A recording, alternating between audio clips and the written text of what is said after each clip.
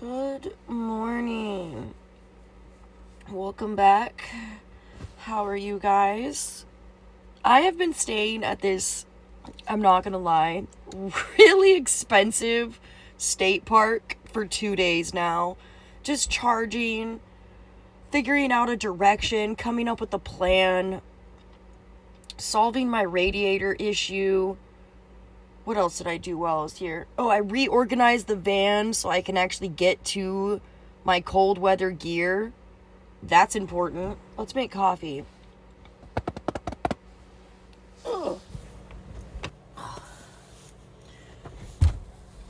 You know what's funny about a pajama set is that the bottoms you can't wear to bed because then they end up like doing this crazy, I don't even know, dude. But it's not comfortable.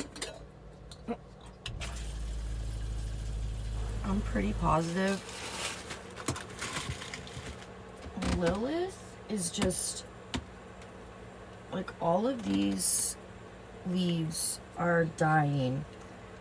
She's literally, look at this, they're so yellow and just, oh my gosh. I think I'm just staying in too cold of environments, but sorry, babes. It could be getting colder. Because we came up with a plan that...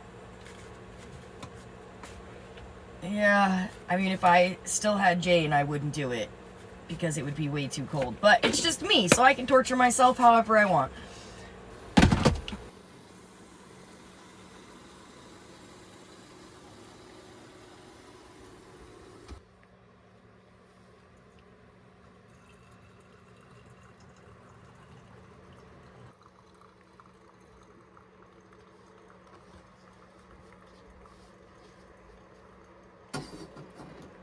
We're still plugged in. We're charging because we're not exactly charged yet.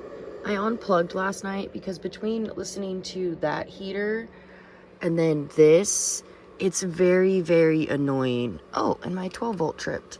Okay. Ooh. Once the fog lifts a little bit more, we will start to drive away. But again, we need to wait to charge. I do not like listening to, and I don't think anybody, any other van lifer that I've been watching, they don't mention how loud their charge systems are. Those bad boys get loud, man. And they're like a white noise that you can't drown out. It's like the sound of this heater, but louder. So if you ever wonder why in my videos I have this hum in the background, power stations. Power stations, that's why. See? You hear it? Power station. The white noise that runs my life. Oh. You know what I do need to look up? Because I don't want that new cord. How do you properly coil an extension cord? Why are the videos so long for a dang extension cord? Alright, have a seat. That's so awesome! We're looking up how to tie extension cords, like how to properly put that away, and I just found a new shibari guy. Rope stockings, a fisherman's harness. How many videos you got, buddy? 95? That's a lot of content. I like you. Your rope abilities. Alright, now that we know how to put an extension cord away without messing it up, we just got a brand new cold weather extension cord. The red one that we had, it melted back in South Dakota. Don't know what caused it to melt, but it melted. It melted like bad. So we got a new one, and I'm pretty sure the way that I was winding it up and it was all twisted and that shit was rugged, I think that's why maybe it shorted out. So I'm trying to keep this blue one healthy and happy.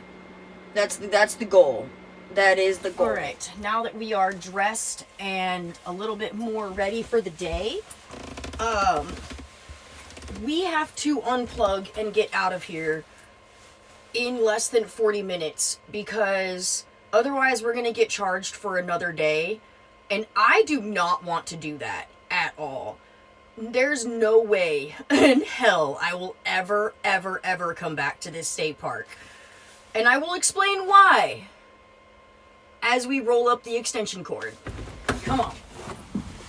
I'm gonna have to get a rag before I do this wind up thing, because I'm not touching this extension cord all wet. Okay, while I'm wiping down this extension cord, let's get into the details of why I will not be staying at this campground in this state park ever again.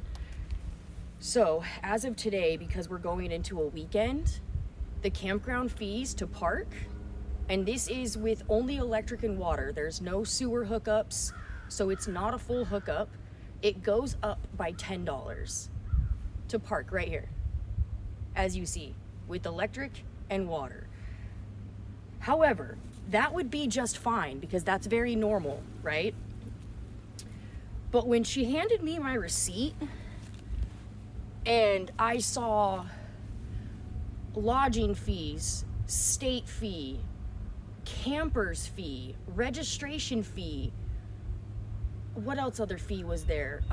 Resort fees. Resort fees? Did you come clean my house? Oh, hell no. When did state parks become Airbnbs? I guess that's the thing that kind of blows my mind is I get why people always question this lifestyle and they're like, how do you afford it? Because if you're looking at campground fees, dude, I couldn't afford it. No, if I didn't have an off-grid system that only died sometimes, depending on the weather, I don't know how I would be able to be sustainable in this lifestyle, living at campgrounds and RV parks and all of that, because you legitimately can't. You can't. Okay, follow the video. This way, I don't want it that big. So this way, this way, this way.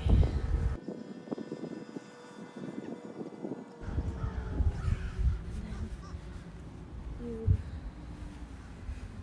wrap it around.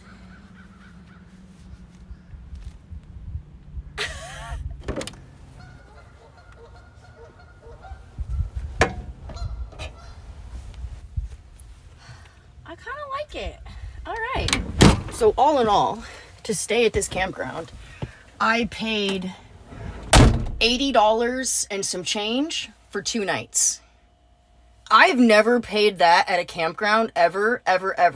My max that I will pay is like $20 a night.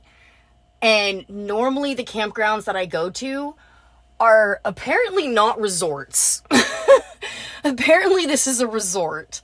Maybe during the summer, okay? But this is off season and there ain't shit going on here. So, just saying. Oops.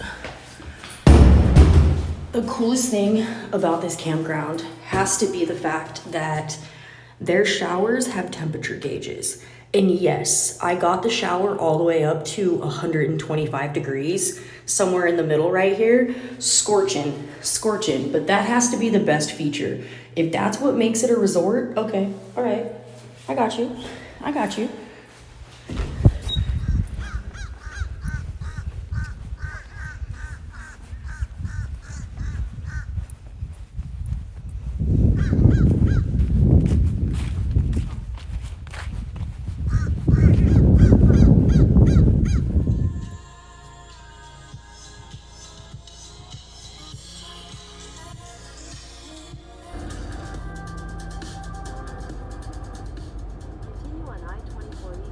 I haven't even told you guys the weird thing that we're going to be doing today. That is going to the Towing and Recovery Museum.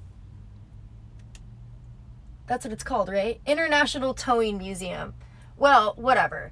Most of the vehicles that are in there from the research that I did was wreck and recovery vehicles. So we'll get into it when we go inside. I think this is going to be really cool. I haven't really been to a place like this before, so I figured bring you guys along because I want to see some weird contraptions. You know, let's go look.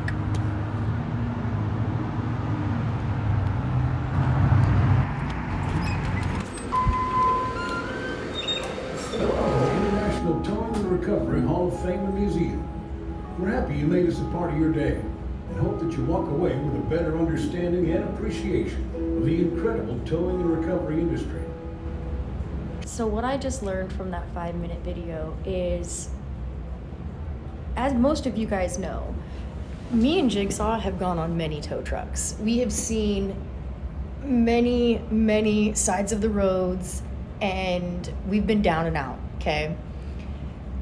This company and this museum actually funds what they call a survivors fund for the tow truck industry. I'll be able to explain a little bit more about it as I write up the voiceover for this, because I want to get the information correct. So let's go see the museum, and then as we're looking, I'm gonna explain and narrate the story. Out here on the road, you learn real quick who the real heroes are. Not the ones with capes, the ones with reflective vests, steel boots, and a heartbeat steady enough to stand inches from traffic to save a stranger. Jigsaw and I have lived our fair share of breakdowns to know their faces well. The late night tow calls, the engines that quit, the please don't die here moments, to those please start mornings. And every time it was a tow truck operator who showed up, calm, capable, and somehow still kind at 2 a.m. on the shoulder of the highway while I'm in tears. That's why the story of the International Towing and Recovery Museum hits different when you've been out here, alone. It began long before my time traveling the endless highways. A mechanic in Chattanooga named Ernest Holmes Sr. was watching a friend struggle to haul a wrecked Model T out of the ditch. What took hours of manpower sparked an idea that changed everything. Holmes went home and built the first version of a tow truck by mounting chains, pulleys, and a winch onto a 1913 Cadillac. That homemade invention became the foundation of the modern towing industry, and in 1918, he secured the first U.S. patent for a wrecker. His innovative work evolved through wars, highways, and racetracks. Holmes' rigs even served in the military and at NASCAR and IndyCar circuits. The backbone of rescue on every surface, a reminder of how deeply towing is woven into Americans' history. This is the little Japanese. This is the Holmes Commander 1200. A 2-cylinder engine.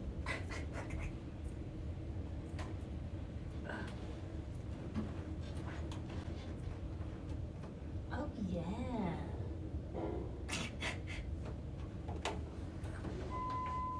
Oh, well, it's got bad weather stripping. It's okay. So does Jigsaw, you know what I'm saying? This is cute.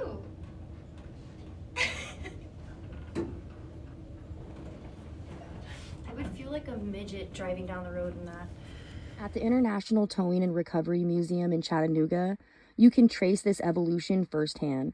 Exhibits walk you through early hand-built wreckers, classic home designs, and even a legendary one.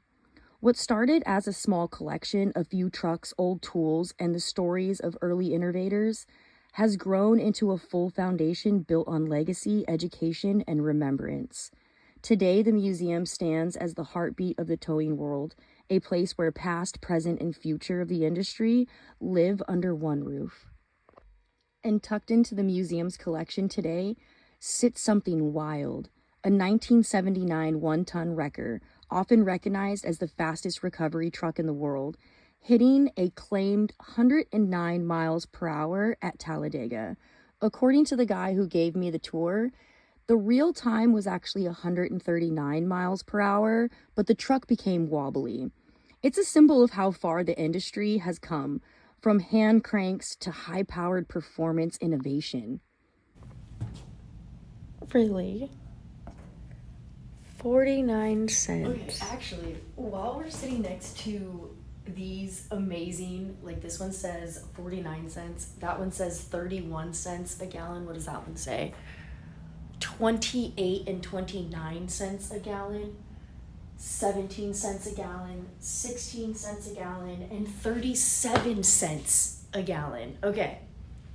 With that being said, a lot of people ask me, how come I don't go to Quartzsite? My friend, while I was driving here, was telling me the gas prices for where she was at in Arizona, and I was floored. And just letting you guys know, I'm a diesel.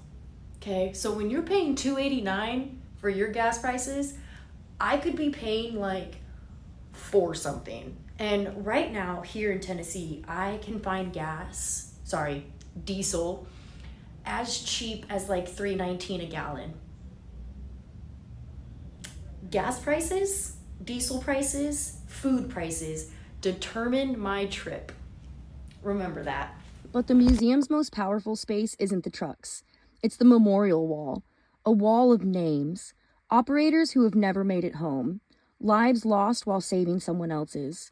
Every name is a reminder that these responders aren't just workers, they're protectors, and they deserve something simple, something human, space, respect, and a chance to go home.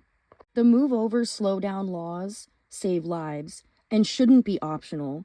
They should be nationwide. No patchwork, no exceptions, because anyone who's ever been stranded on a shoulder knows how close danger really gets. Yo, I need this to go to Florida. Can you see it? Yes. Oh my God, everybody in Florida drives a golf cart. They don't have cars, you know what I'm saying? They're just like me, mobbing around in their little golf carts. This is the one. I've personally met so many of these men and women during my travels. They've pulled us out of mud, parking lots, and how did I even end up here situations. They've laughed with us, rescued us, and sometimes just kept us company while we waited for a better day. Remember my extended stay in Mesa, Arizona, living with the recovery tech while Jigsaw got a new rear end? It's those moments that make this story special. The museum, the memorial, from the first boom truck to the double boom to the fastest wrecker. It's not just history, it's personal. And I'm towing a train car.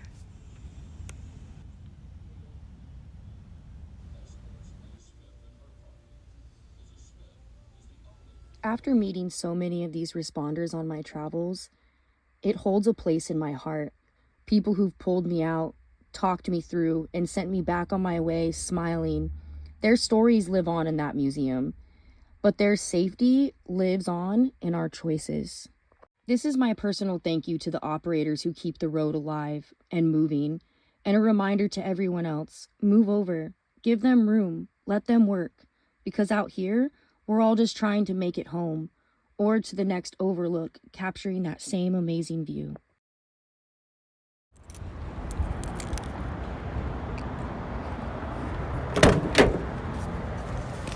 I looked at all the shirts and everything, but I didn't find one that I liked the material of. But I did find something for my brother's new baby. And I know that she's still pregnant right now. Sarah is still pregnant. And they're having a girl. And I understand that this might not be for the girls, but I mean, look how I turned out. Right? Right? This thing's cute. Cute as ever. Yeah. I love that. Oh, can't wait to send that to him. In a quarter mile, turn right after Clumpy's Ice Cream Co.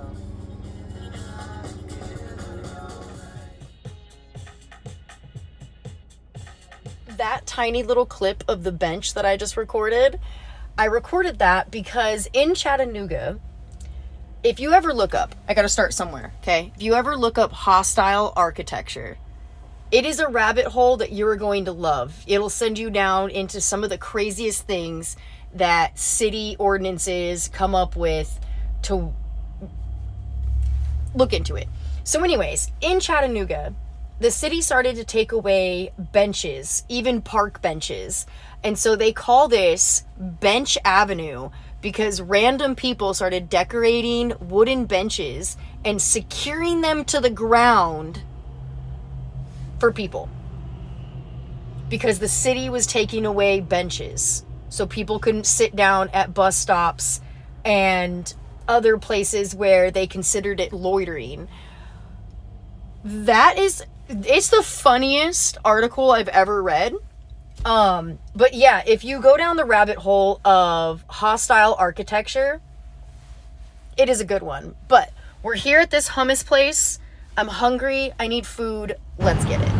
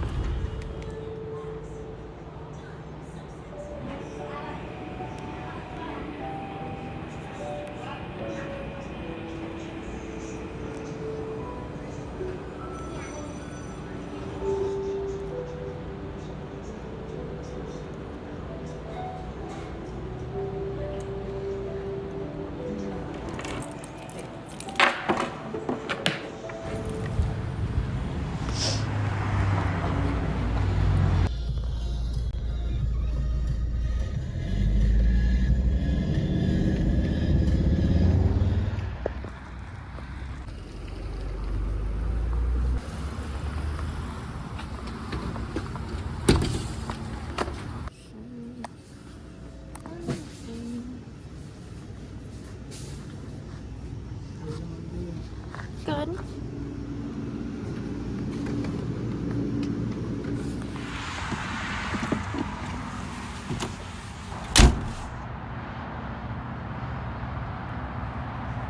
We were going to stay in this parking lot, but you're going to see here in 2 seconds why we're not. This is an overnight location, but I'm unsure why that officer is posted right there.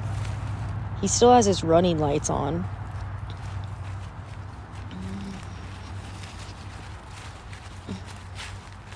He could just be checking the highway, but that's a far pull off to chase someone down the highway if they're speeding. We have like an hour and a half left of daylight. I think that's what sucks about the winter is, number one, cold.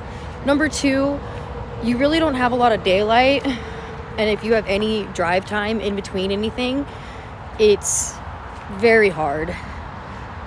So we might have to change locations and find somewhere else to park tonight. And this is the farthest I've looked up because I was just gonna like spot somewhere out in the woods. That would be the next location, but I think we're gonna be moving on to that a lot quicker than we thought. I don't try to plan. I don't do well with that. I tried to do that last year, and honestly, it sucked. Everything that I planned. Oh. Okay. All right, we found camp for tonight. We have our trusty dusty 1 bar of service, so hopefully that gets us somewhere. We did drive. We did drive into the National Forest. So now we are in the Cherokee National Forest. The temperature is dropping really fast because the sun is going down. It is so cold. Oh my gosh. Okay. I think the only thing that I forgot is, oh my gosh, dude, and so much crap just ends up on these things the more that I just have them.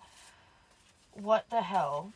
Whatever. Okay, we need to drop that off at the post office. I'm never gonna send out Christmas cards if I don't actually mail them.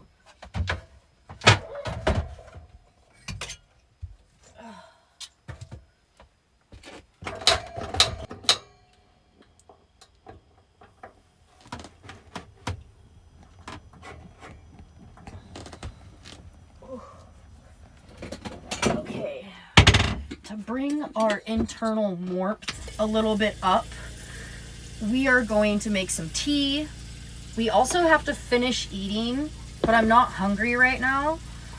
I want to get more research done to write this voiceover for you guys. I want to make sure that I have all of the research done properly and correctly for this foundation. I also want to put the links down in the description of this video. There's a whole thing. Like, I want to make sure that I do it right and I'm giving you guys the right information. So I have to write that. That's why I needed to find a location that just had even a blimp of service, because the less that I have to use my Starlink, if I can get that to work and I can just keep on reading articles about roadside assistance, different foundations that are built for roadside assistance crews and things like that. I just want to get all of the information correct. So let's make ourselves some tea and we're going to do some research on this tiny little phone. In the window you go.